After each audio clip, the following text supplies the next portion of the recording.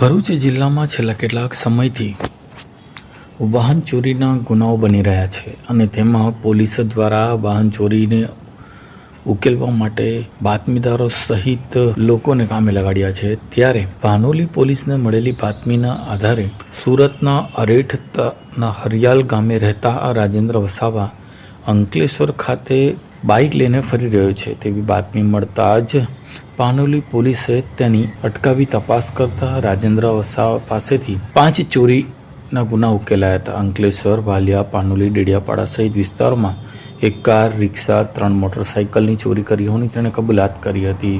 પોલીસે કાર, રિક્ષા અને 3 બાઇક મળી 2,80,000નો મુદ્દામાલ કબજે કર્યો હતો, જેમાં રાજેન્દ્ર વસાવા વ્યસ્ત વિસ્તારમાં પાર્ક કરેલી બાઇક અને અન્ય વાહનોને નિશાન બનાવી ચોરી કરતો હતો। ચોરાયેલા વાહનોમાંથી કેટલીક ગાડીઓના સ્પેરપાર્ટ વેચી નાખતો અને કેટલીક ગાડીઓના અન્ય જગ્યાએ છુપાવી રાખતો હતો। પોલીસે કુલ 8 ગુનામાં તેની સંડોવણી હોવાનું બહાર આવ્યું છે। હવે જોવાનું રહ્યું કે પોલીસ હજુ કેટલા ગુના ઉકેલે છે। कॉल करें अभी 8733053364 पर या 9426889560 पर।